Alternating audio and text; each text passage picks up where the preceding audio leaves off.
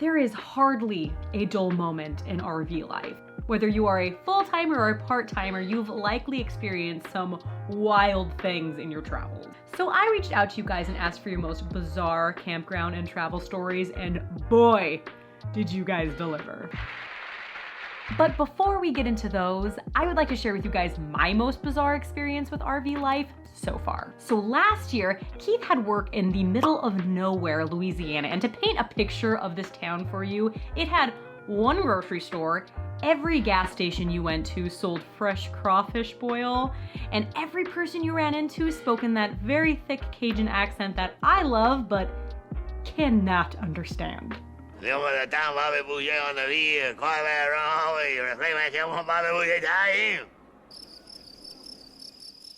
Now, we lucked out and managed to find an RV park in this tiny town that was just in the owner's backyard, just a field of grass with a ton of RV hookups. Perfect. So we were parked at the center of this property, surrounded by rigs that stay there full time. And I was outside working out in the middle of the afternoon, like I do, and I heard the door swing open to one of the full-time residents' RVs behind me. And in the RV community, I have found that it's pretty common practice if you see your neighbor outside to offer them a smile and a wave. But this neighbor did not open his door to wave at me. At least not with his hand. No, he whipped his front door open, middle of the day, sun shining, birds chirping, RV park full of rigs, and he proceeded to urinate over his front door steps. Now let's get into some of your great stories. We have an RV park warden who slow rolls in her car around the park every week with a clipboard in hand and nitpicks everyone who lives here like it's some fancy HOA. Ma'am, this is a trailer park. What is she even nitpicking? Site 57 has too many garden gnomes. We saw a boyfriend and girlfriend physically fighting on the ground. She would not let go of him. She was biting his leg to hold him down. The police were called and they were kicked out of the campground. Did they just finish backing up their RV? Because I feel like that leg biting may have been justified. I'm sorry for what I said while I was trying to park the camper. And for biting your leg. Well, the most bizarre experience happened to us last night when we were taking a walk and the couple in the RV 2 doors down from us was watching adult films on their big screen with all of the shades up for everyone to see. Between leaving your blinds open and people not realizing that their TV is connected to their outdoor speakers and playing, I swear everybody has some kind of story like this at an RV park. Just 2 weeks ago, we were walking our dogs outside and someone was watching a documentary and all of the commentary was being played through their outdoor speakers, and I was just so thankful that it was not an adult film because I am not prepared to have the birds and the bees talk with my dogs yet.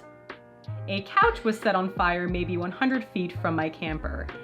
Hey, sometimes you run out of firewood and you gotta make do with the massaging recliner, okay?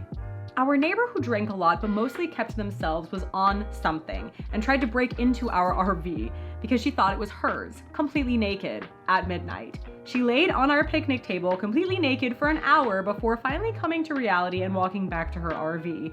So this is everyone's reminder to always cover your picnic table. They were kicked out the next day.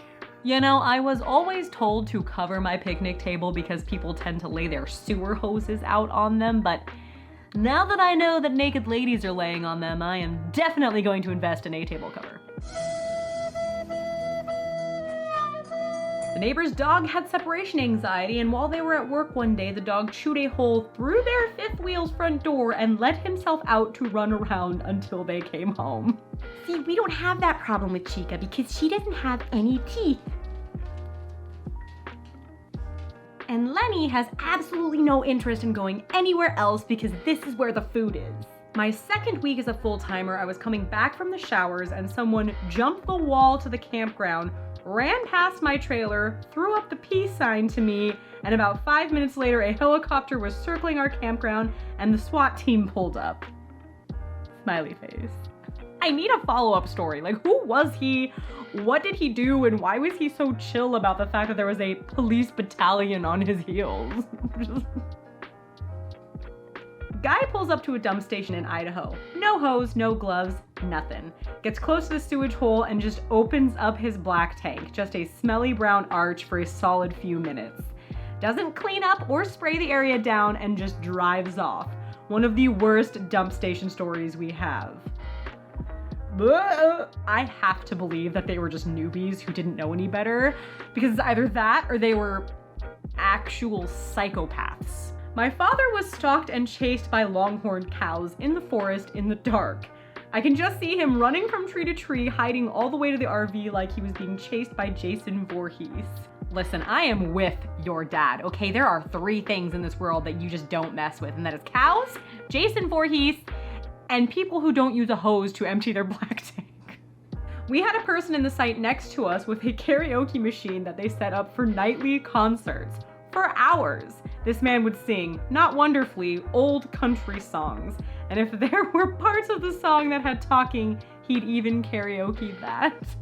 I have actually wanted a karaoke machine ever since we attended the Grand Design Rally in Tennessee, and one of the attendees brought a karaoke machine that we all used until 11 p.m. at night.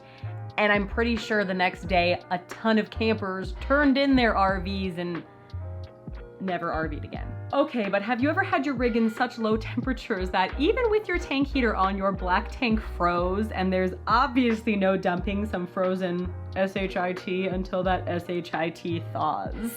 Poopsicles! Yummy.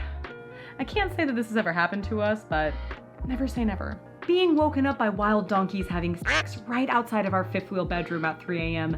definitely takes the cake. I have no idea what wild donkeys having sex sounds like, but I will not be Googling it. A plastic surgeon would bring his mistresses to his RV and sometimes let them stay. Sometimes there were multiple women at once, and one stayed for a few weeks while he would drop in on his lunch breaks. See, this is the thing about RV parks, is everybody knows everybody's business. So if you have a mistress... Oh, I feel a poem coming on. If you're new to RVing, this may come as a shock, for no matter your neighbor, they surely will talk. So if you're having a dalliance with a boy toy or mistress, rest assured, my dear friend, everyone knows your business. Thank you so much to everyone who shared their stories with me. I had a blast reading those. And if you have any fun RVing experiences that you'd like to share with us, please comment them down below so that we can all enjoy them and laugh with you. I hope you had fun hanging out with me today. And if you want to see more of this face, you can check out what we are up to lately right over here. Okay, bye.